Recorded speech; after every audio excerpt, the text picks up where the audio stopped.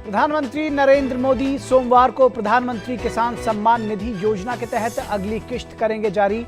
9 करोड़ 75 लाख से अधिक लाभार्थी किसान परिवारों को करीब 19,500 करोड़ रुपए किए जाएंगे हस्तांतरित।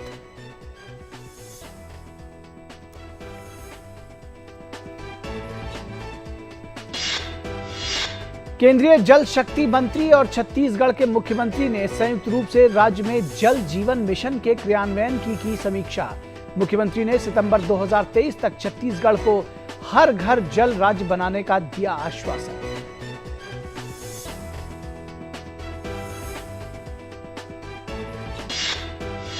राष्ट्रीय हथकरघा दिवस पर प्रधानमंत्री ने की स्थानीय बुनकर उत्पादों को बढ़ावा देने की अपील।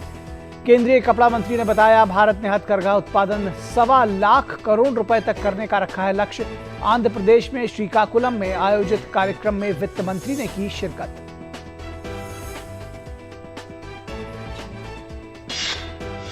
मध्य प्रदेश और राजस्थान में बाढ़ प्रभावित इलाकों में राहत और बचाव कार्य जारी। राजस्थान में चंबल नदी का जलस्तर खतरे के निशान से ऊपर। चंबल नदी के किनारे स्थित कई गांवों पर बाढ़ का खतरा। मौसम विभाग ने कहा, बिहार में अगले 48 घंटों में भारी वर्षा और बिजली गिरने की आशंका। नमस्कार, किसान समाचार में आप सभी का स्वागत है। मैं हूं निखिल सिंह और आइए देखते हैं खबरों को अब विस्तार से। प्रधानमंत्री नरेंद्र मोदी 9 अगस्त को वीडियो कॉन्फ्रेंसिंग के जरिए प्रधानमंत्री किसान सम्मान निधि योजना के तहत अगली किश्त जारी करेंगे। इसके माध्यम से 9 करोड़ 75 लाख से अधिक लाभार्थी किसान परिवारों को 19,500 करोड़ रुपए का हस्तांतरण किया जा सकेगा। कार्यक्रम के दौरान प्रधानमंत्री किसान लाभार्थियों से बातचीत करेंगे और राष्ट्र को संबोधित भी करेंगे। पीएम किसान योजना के तहत पात्र लाभार्थी किसान परिवारों को 6,000 रुपए प्रति वर्ष का वित्तीय लाभ प्रदान किया जाता है और इस वित्तीय लाभ का 2,000 रुपए की 3 किश्तों में प्रत्येक 4 माह में इसे प्रदान किया जाता है। धनराशि को सीधे लाभार्थियों के बैंक खातों में हस्तांतरित किया जाता है। इस योजना के अंतर्गत अब तक 1,38,000 करोड़ रुपए से अधिक की सम्मान राशि किसान परिवारों के बैंक खातों में हस्तांतरित की जा चुकी है। इस मौके पर केंद्रीय कृषि मंत्री भी उपस्थित रहेंगे। और छत्तीसगढ़ को हर घर जल राज्य बनाने का आश्वासन जल शक्ति मंत्री गजेंद्र सिंह शेखावत और छत्तीसगढ़ के मुख्यमंत्री भूपेश बघेल ने जल जीवन मिशन के क्रियान्वयन की समीक्षा के दौरान दी और कहा कि छत्तीसगढ़ में जल जीवन मिशन लागू करने का मुख्यमंत्री ने आश्वासन दिया है। उन्होंने कहा कि 2023 तक छत्तीसगढ़ के शेष 39.59 लाख परिवारों को नल के पानी की आपूर्ति करने के लिए आवश्यक कदम उठाएंगे।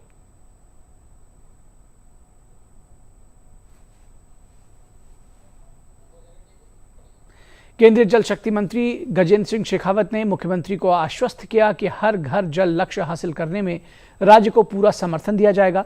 2024 तक देश के प्रत्येक परिवार में नल का स्वच्छ पानी उपलब्ध कराने के प्रधानमंत्री नरेंद्र मोदी के विजन को साकार करना इस लक्ष्य का उद्देश्य है। जल जीवन मिशन लॉन्च किए जाने के समय छत्तीसगढ़ के कुल 45.48 लाख परिवारों में से केवल 3.20 लाख परिवारों में नल के पानी के कनेक्शन थे। 23 महीनों में कोविड-19 महामारी और लॉकडाउन व्यवधान के बावजूद 2.69 लाख परिवारों को नल जल कनेक्शन प्रदान किए गए हैं। अब छत्तीसगढ़ के गांवों में 5.89 लाख परिवारों में नल जल की आपूर्ति होती है।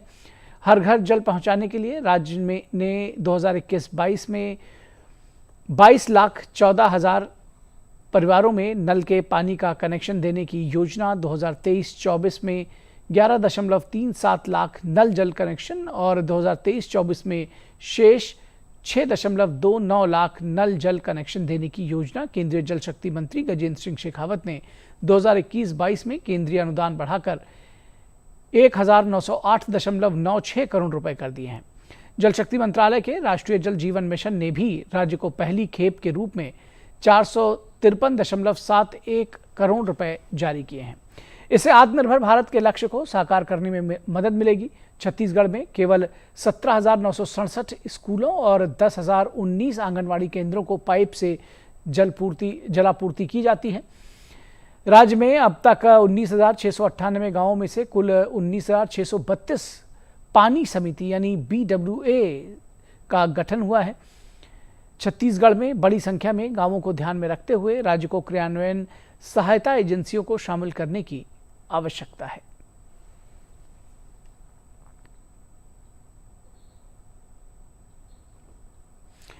और 7 अगस्त को राष्ट्रीय हथकरघा दिवस मनाया जाता है। 2015 में सरकार ने 7 अगस्त को राष्ट्रीय हथकरघा दिवस के रूप में मनाने का निर्णय लिया। 1905 में स्वदेशी आंदोलन की शुरुआत की प्रतीक है हथकरघा। बुनकरों को सशक्त बनाने के लिए देश में कई पहल की जा रही है। देखिए ये रिपोर्ट। 7 अगस्त को 7वां राष्ट्रीय हथकरघा दिवस है, जो भारत के हथकरघा क्षेत्र की समृद्ध विरासत को दर्शाता है। भारतीय हथकरघा उद्योग भारत के सबसे पुराने और सबसे बड़े कुटीर उद्योगों में से एक है। यह क्षेत्र देश के ग्रामीण और अर्ध ग्रामीण हिस्सों में आबादी के बड़े हिस्से को आजीविका प्रदान करता है। यह महिला सशक्तिकरण का एक जीता जागता उदाहरण है, जिसमें सभी बुनकरों और संबद्ध श्रमिकों में 70% से अधिक महिलाएं हैं। 2015 में जिस तारीख यानी 7 अगस्त को चुना गया था, वो 1905 में स्वदेशी आंदोलन की शुरुआत का प्रतीक है। 25 जुलाई को अपने मन की बात कार्यक्रम में प्रधानमंत्री मोदी ने माई हैंडलूम माई प्राइड के साथ जुड़कर इस अवसर को मनाने के लिए लोगों का आह्वान किया था। प्रधानमंत्री ने ट्वीट कर लिखा, हथकरघा भारत की विविधता और अनगिनत बुनकरों और कारीगरों की निपुणता को दर्शाता है। राष्ट्रीय हथकरघा दिवस माई हैंडलूम माई प्राइड की विचारधारा को आगे बढ़ाकर हमारे बुनकरों को समर्थन देने का अवसर है। आइए हम स्थानीय हथकरघा उत्पादों का समर्थन करें। राष्ट्रीय हथकरघा दिवस के अवसर पर नई दिल्ली में वस्त्र मंत्रालय ने एक कार्यक्रम का आयोजन किया। केंद्रीय वस्त्र मंत्री सहित देश के तमाम हिस्सों से आए करीब 66 बुनकर इस अवसर का गवाह बने। केंद्रीय मंत्री ने कहा कि देश में हैंडलूम की समृद्ध विरासत है। आधुनिकता ने खादी और हैंडलूम को पीछे छोड़ दिया है। हथकरघा दिवस के कारण देश विदेश में हैंडलूम की मांग बढ़ी है।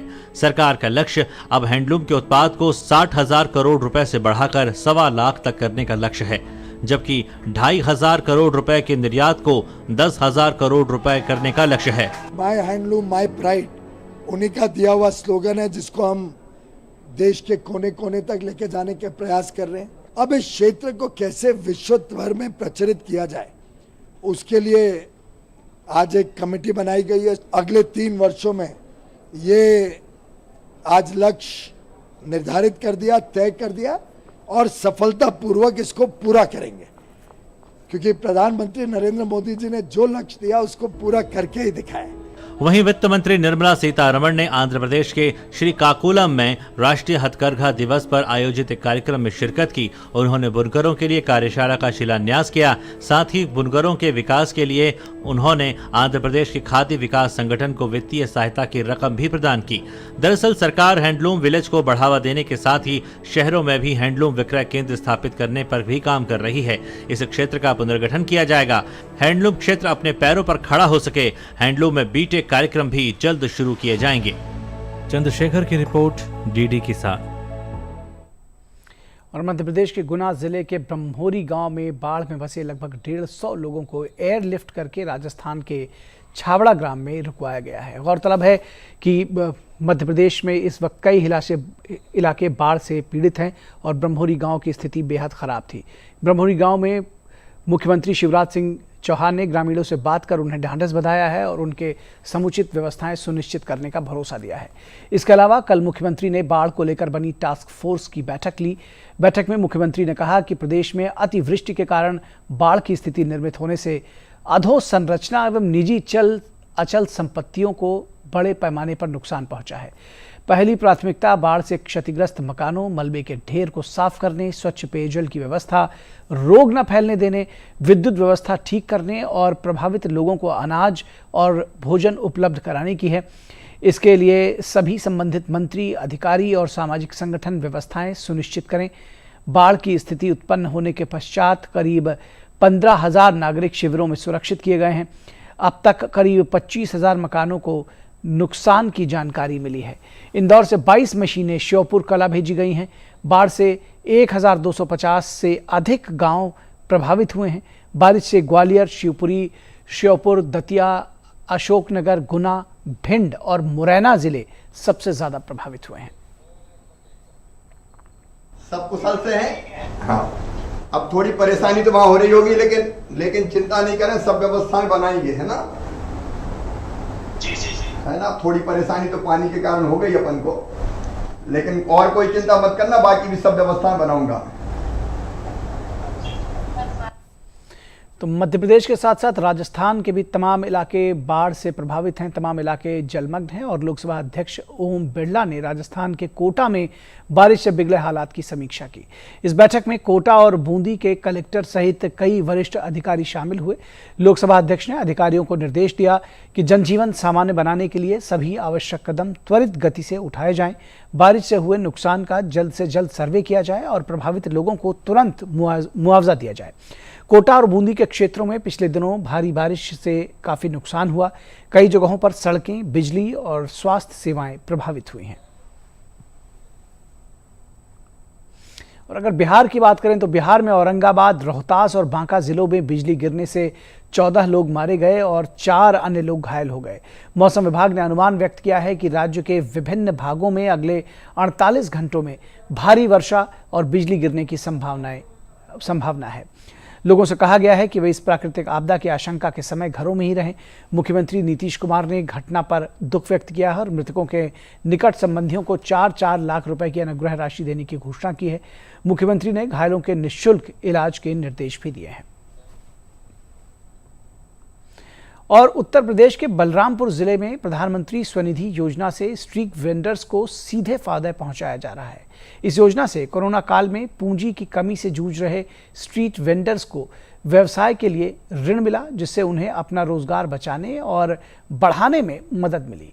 कोरोना काल में पटरी के किनारे व्यवसाय करने वाले लोगों के लिए प्रधानमंत्री स्वनिधि योजना किस तरह से वरदान साबित हुई है, देखिए यूपी के बलरामपुर जिले से जमीनी हकीकत के साथ ये रिपोर्ट।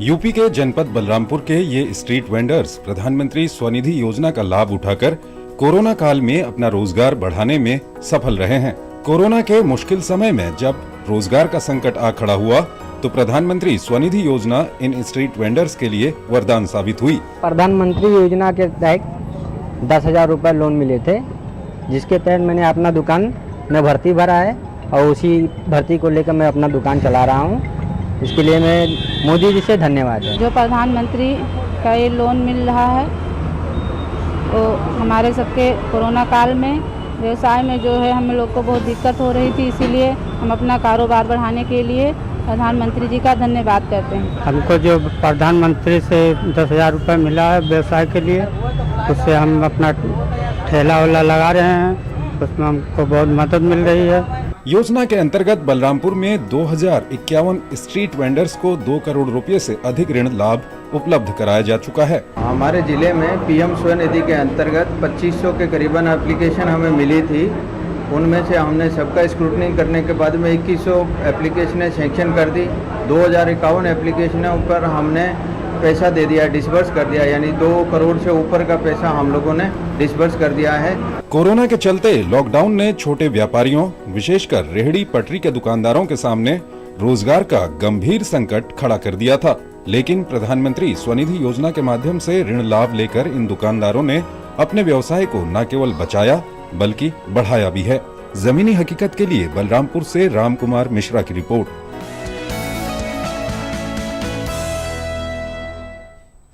पिछले कुछ वर्षों में हिमाचल प्रदेश ने कृषि क्षेत्र में नए आयाम स्थापित किए हैं और राज्य के प्रगतिशील और जागरूक किसानों की बदौलत ये संभव हो पाया है। राज्य के किसान अब नई नई तकनीकों से खेतीबाड़ी कर अपनी आमदनी बढ़ा रहे हैं। हमीरपुर जिले के प्रगतिशील किसान परविंद कुमार ने औषधीय पौधे अश्वगंधा पर ग्राफ्टिंग करके कई पौधे उगाकर सभी को हैरान कर दिया है। देखिए ये रिपोर्ट। हिमाचल प्रदेश के पढ़े लिखे व प्रगतिशील किसान आधुनिक तरीके से खेतीबाड़ी कर अपनी आमदनी को दोगुना करने में जुटे हुए हैं। केंद्र सरकार ने किसानों की आय दोगुना करने का लक्ष्य रखा है और किसान भी अपनी ओर से इस दिशा में भरसक प्रयास कर रहे हैं। हमीरपुर जिले के प्रगतिशील किसान परविंदर कुमार ने कृषि क्षेत्र में एक नया कारनामा कर दिखाया है। उन्होंने औषधीय पौधे अश्वगंधा पर ग्राफ्टिंग कर मिर्च और टमाटर जैसे कई पौधे उगाकर सभी को अचंभित कर दिया है। परविंदर कुमार ने बताया कि अपने पिता से उन्हें बागवानी की प्रेरणा मिली और वे नर्सरी लगाकर अच्छा मुनाफा कमा रहे हैं। सबसे पहले मैंने आलू के ऊपर टमाटर तैयार किया था। उसके बाद एवोकाडो वगैरह प्लांट तैयार किए हैं सीड से। अब मैंने अश्वगंधा के ऊपर टमाटर और रसभरी और मिर्चें तैयार की है। कम से कम 2-2.5 महीने में ये प्लांट मैंने तैयार किया है। इसको इनके ऊपर मैंने ग्राफ्टिंग की और वो सक्सेस रही है। ग्राफ्टिंग का शौक़ बड़े पहले से था। मेरे पिताजी थे, वो हमें बताते रहते थे कि प्लांट की केयर कैसे करनी है, कैसे टाइम टाइम पे इनको फर्टिलाइज़र वगैरह और कैसे कटिंग वगैरह फ्रूटिंग वगैरह लेनी तो कौन सा फर्टिलाइज़र वगैरह। परविंदर कुमार ने बताया कि नर्सरी तैयार करने के लिए पौधे की सही ढंग से देखरेख करनी पड़ती है। कुछ वर्ष पहले उन्होंने आलू के पौधे पर ग्राफ्टिंग कर टमाटर उगाए थे, जिसके लिए उन्हें पुरस्कार से भी नवाजा गया था। देख रेख इसकी टाइम टू टाइम, जैसे कई बार पानी की क्या समस्या है या तो सारा मतलब फर्टिलाइज़र कब देना है, ये सारे मतलब टाइम पे मतलब प्लांट को देना जो है ज़रूरी है। अगर आपने प्लांट लगा दिया, उसकी केयर नहीं करेंगे, पानी नहीं देंगे टाइम पर या फर्टिलाइज़र नहीं देंगे तो सक्सेस नहीं होता है। नर्सरी में काम करेंगे तो नर्सरी में काफ़ी चांसेस है। पैसा भी ठीक है इसमें, बशर्ते इसमें थोड़ा लगन होनी चाहिए, क्योंकि आजकल नौकरियों का तो आपको पता ही है कि बड़ा मुश्किल है। तो थोड़ा सा मतलब इस क्षेत्र में जो है वो मतलब बच्चों को आना चाहिए और रोज़गार के काफ़ी मतलब अवसर है इसमें। उस टाइम PS परमार जी हुआ करते थे हमीरपुर में, तो वो मेरे को शिमला में लेके गए थे। सुजान सिंह पठानिया जी कृषि राज्य मंत्री हुआ करते थे, स्वर्गीय श्री सुजान सिंह पठानिया जी, तो उन्होंने भी मेरे को शिमला बुलाया था। तो एग्रीकल्चर विभाग ने मेरा काफ़ी सहयोग किया था।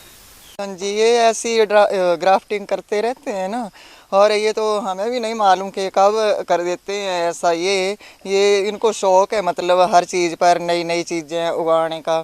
जैसे अभी इन्होंने अश्वगंधा पर हरी मिर्चें और रसभरियाँ वगैरह उगा दी हैं, तो ये हमें देख के भी बहुत अच्छा लगता है।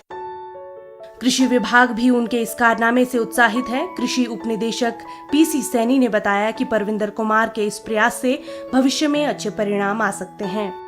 इस तरह के कई केसेस हैं। अभी मैं पीछे भी 2-3 दिन पहले भी पढ़ रहा था कि एक किसान महाराष्ट्र में, उसने एक ही प्लांट के ऊपर 60 तरह के जो फ्रूट्स हैं वो पैदा कर दिए। तो ग्राफ्टिंग एक बहुत अच्छी टेक्निक है। इसमें अगर थोड़ा कमर्शलाइजेशन की तरफ कोई जाए किसान तो उससे ज़्यादा फायदा हो सकता है सभी किसान भाइयों को। लेकिन अगर कोई अपने शौक के लिए करता है तो एक अच्छी बात है। वो अच्छे जागरूक किसान हैं जिन्होंने भी किया है, और इसमें उनको ट्राई करनी चाहिए। और भी दूसरी जो हमारी क्रॉप्स हैं, जैसे अगर हम बात करें सेब की, आम की या दूसरे जो फ्रूट प्लांट्स हैं, उसमें कोई अच्छा इसका प्रयोग कर सकें तो बहुत फायदा इससे हो सकता है। आमदनी को बढ़ाने के लिए परविंदर कुमार के प्रयास सराहनीय हैं और अन्य किसानों को भी उनसे प्रेरणा लेने की जरूरत है। हमीरपुर से जसबीर कुमार की रिपोर्ट। और कोरोना काल में लोगों को शारीरिक के साथ साथ मानसिक परेशानियों का भी सामना करना पड़ा, लेकिन कुदरत के साथ जुड़कर न केवल लोग अपनी मानसिक सेहत को दुरुस्त कर रहे हैं, बल्कि इससे आर्थिक लाभ भी कमा रहे हैं और सृजनात्मकता भी निखार रहे हैं। ऐसी ही कहानी है भिलाई की शिवानी रस्तोगी की। देखिए हमारी संवाददाता रजनी सेन की यह खास रिपोर्ट।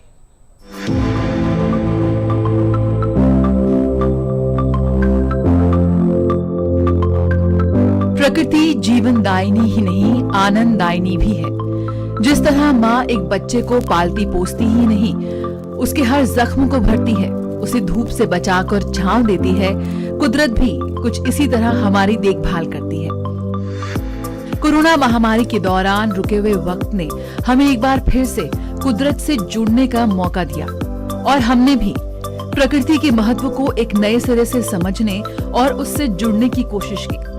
जब लोगों का बाहर आना जाना बंद हो गया था तो अपने घरों के बगीचों, बालकनी, टेरेस गार्डन में ही लोगों ने पेड़ पौधों के साथ वक्त बिताना शुरू किया।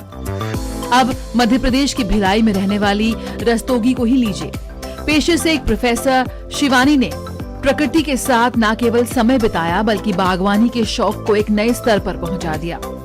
शिवानी कहती हैं कि बचपन से ही वे फूलों और पेड़ पौधों के साथ बड़ी हुई और कुदरत से जुड़े रहने के कारण ही वे चीजों को अलग तरह से देखती हैं।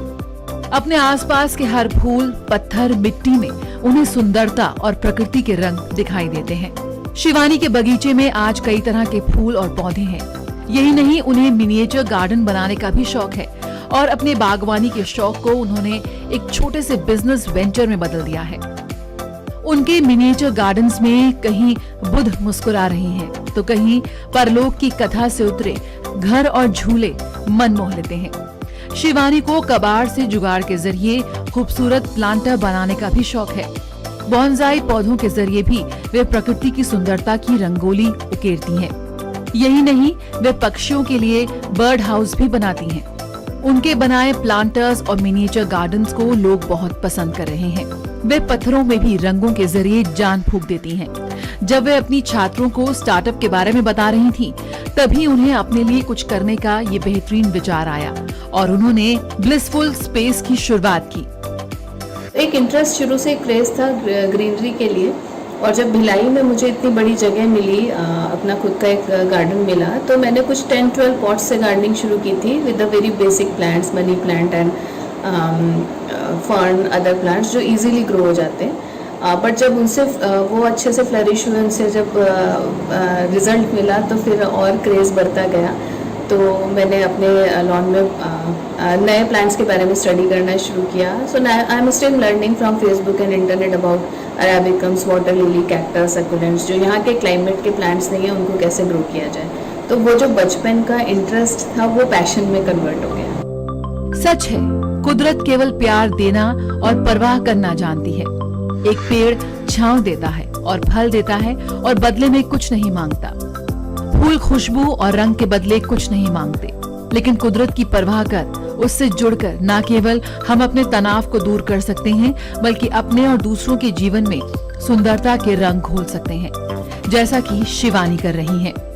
उनकी नैसर्गिक रचनात्मकता और प्रकृति के साथ उनका प्यार सभी को कुदरत से जुड़ने के लिए प्रेरित कर रहा है।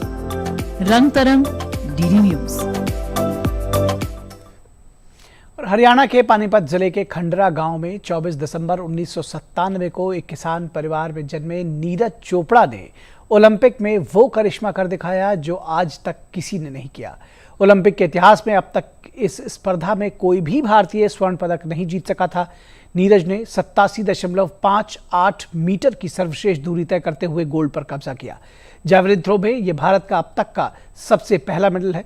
इतना ही नहीं, एथलेटिक्स में भी यह भारत का पहला ही मेडल है।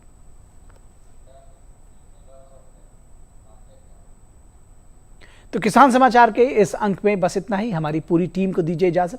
नमस्कार।